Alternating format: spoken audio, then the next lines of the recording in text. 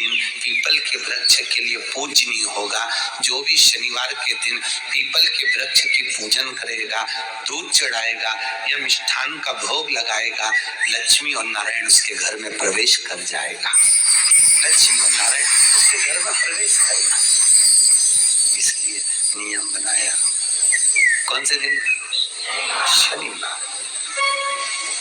लक्ष्मी जी बोली, नारायण आपने तो एक दिन का वार लिख दिया। शंकर जी ने 7 वार बनाए हैं, रविवार, सोमवार, मंगल, बुध, गुरु, शुक्र और शनि। ये शिव जी ने बनाए हैं। अब एक दिन आपने अपना बना लिया, बाकी के दिन अगर कोई इस पीपल के वृक्ष के नीचे आएगा और यहाँ तो दरिद्रता बैठी है, तो उसका क्या होगा?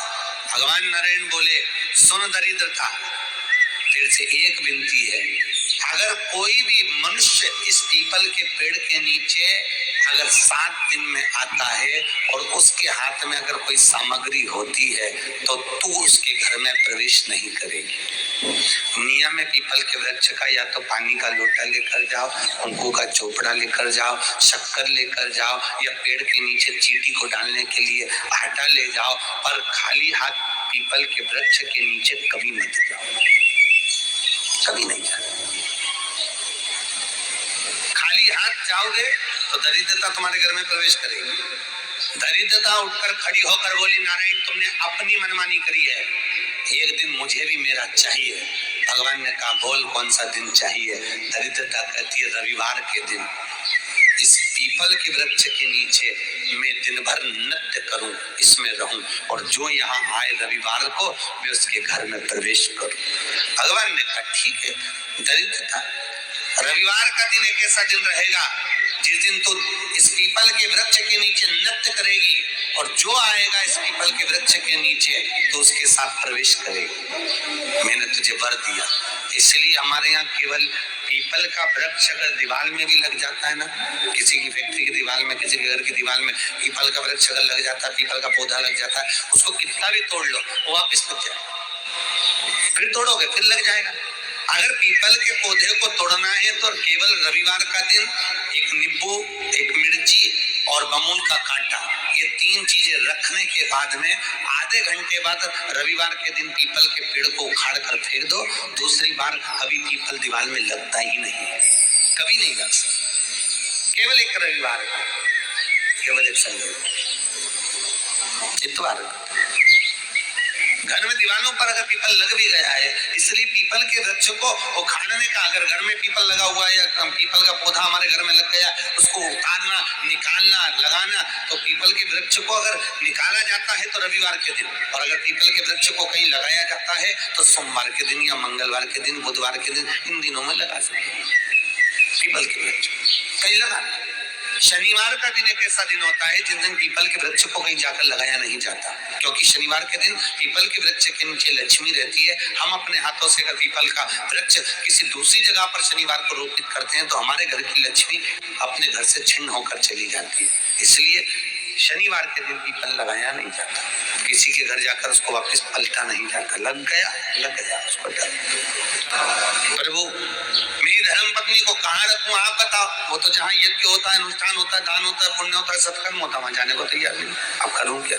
भगवान ने बोला एक काम करो। दुर्वासा जी बोले, जिसके यहाँ रात्रि में बर्तन झूठे पड़े रहते हो उसके घर में इस दरिद्रता को लेकर तुम प्रवेश कर जाना। जिसके यहाँ रात्रि में बर्तन झूठे पड़े हो वहां लेकर प्रवेश कर जाओ। दूसरी जगह दुर्वासा जी बोले, जो स्त्री घर में दोपहर के समय पर सो रही हो उसके घर में इसको लेकर प्रवेश कर जाएगी।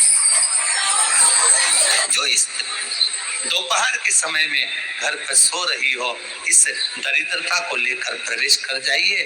तीसरा, जिसके यहाँ पर दरवाजे पर कांटे वाले पौधे लगे हों उस घर में इस दरिद्रता को लेकर प्रवेश कर जाइए। दरिद्रता, कितनी सुंदर बात कही है। दाता और विधाता, कौन कौन? दाता और विधाता। लक्ष्मी और दरिद्रता के सगे भाई हैं। कौन कौन? दाता और विधाता। दाता को फिटकरी प्रिय है, विधाता को नमक प्रिय। ये दोनों हमेशा लक्ष्मी को और दरिद्रता को दोनों को समझाते थे, दोनों में प्रेम बढ़ाते थे।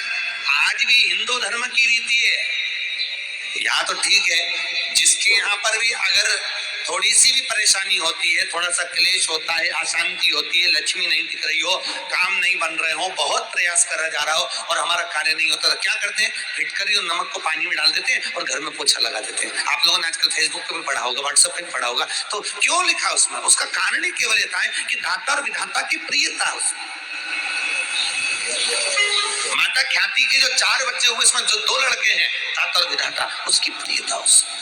जितने आस्था चैनल पर कथा सुन रहे हो, जितने फेसबुक और यूट्यूब पर सुन रहे हो, उसकी पूर्णता उसमें। तो जिनकी अब संपदा की कमी होती है, वैभव की कमी होती है, दुर्वासा जी बोले अपनी धर्म पत्नी को वहां लेकर, जहाँ कांटेदार पौधे लगे हों वहां पर लेकर प्रवेश कर गए। सोमवार के भगवान शंकर को अगर जल चढ़ाया जाता है तो हमारे घर में शीतलता, कांटेदार पौधों में उस दरिद्रता का निवास है। एक बहुत सुंदर बात है अपनी जिंदगी में ना, विचित्र कथा यहाँ वर्णन करी है मंदिर में। श्रीमद् भागवत के अंतर्गत जो वर्णन किया कि में जाकर आप धूप जा रहे हैं, शंकर के मंदिर में जाकर आप पूजा कर रहे हैं और शंकर जी आपकी नहीं सुन रहे, तो जरूर अपनी सेवा में कमी होगी। शिव देने में कमी नहीं रखता, कमी अपनी सेवा में।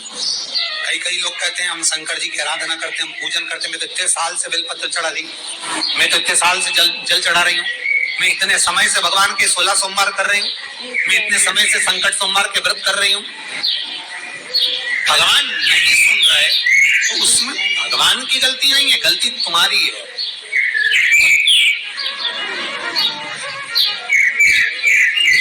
गलती तुम्हारी है। जब 10 दिशाओं को भगवान शंकर ने बांटा और शंकर भगवान ने 10 दिशाओं को बांटा, तो 10 दिशाओं का आधिपत्य बनाया है कि कौन सी दिशा में कौन सा देवता इसका आधिपत्य रखेगा, कौन से देवता यहाँ पर निवास करेंगे, किसका आधिपत्य इस दिशा में होगा।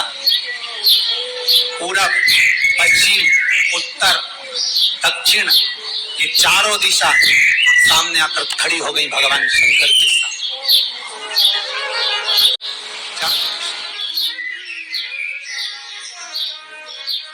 धीरे धीरे करते ईशान वायव्य ये भी आकर खड़ी, 10 दिशा शिव जी के सामने थी। 10 दिशा सारी की सारी दिशाएं सामने आकर जब खड़ी हुई, केवल एक दिशा ऐसी थी दक्षिण, जो भगवान शंकर का स्मरण कर रही, भगवान शंकर के स्वरूप का अनुमोदन कर रही, केवल दक्षिण दिशा। अगर आप सभी भक्त हैं और पूजा और श्रद्धा भाव में विश्वास रखते हैं, प्रभु भक्ति में विश्वास रखते हैं, शिव जी की भक्ति में विश्वास रखते हैं और मानते हैं कि जो कुछ भी सुख दुख मिलता है हमारे कर्मों से मिलता है और भाग्य में लिखा दुख कोई नहीं बदल सकता। लेकिन अगर हम अपना कर्म करते हैं, प्रभु की भक्ति करते हैं और नियम से पूजा पाठ करते हैं, तो हमारे दुखों का निवारण शिव पुराण में लिखा है, विष्णु पुराण में लिखा है और सभी पुराणों में वर्णित है कि जिस प्रकार के दुख होता है उसी प्रकार से हम अपने दुखों के निवारण हेतु उपाय करते हैं। अगर हमारे जीवन में बहुत दुख है, कष्ट है और दुख तकलीफ है, एक समस्या जाती है दूसरी आ जाती है, एक काम हम करने की सोचते हैं तो दूसरा काम अधूरा रह जाता है, कोई काम पूरा नहीं होता, कोई मनोकामना हमारी पूरी नहीं होती, घर के सभी बीमार रहते हैं, तो इसका मतलब होता है कि शनिदेव हमसे रुष्ट है। तो इसके लिए शनिवार के दिन का उपाय अवश्य करें। श्री शिवाय नमस्तुभ्यं।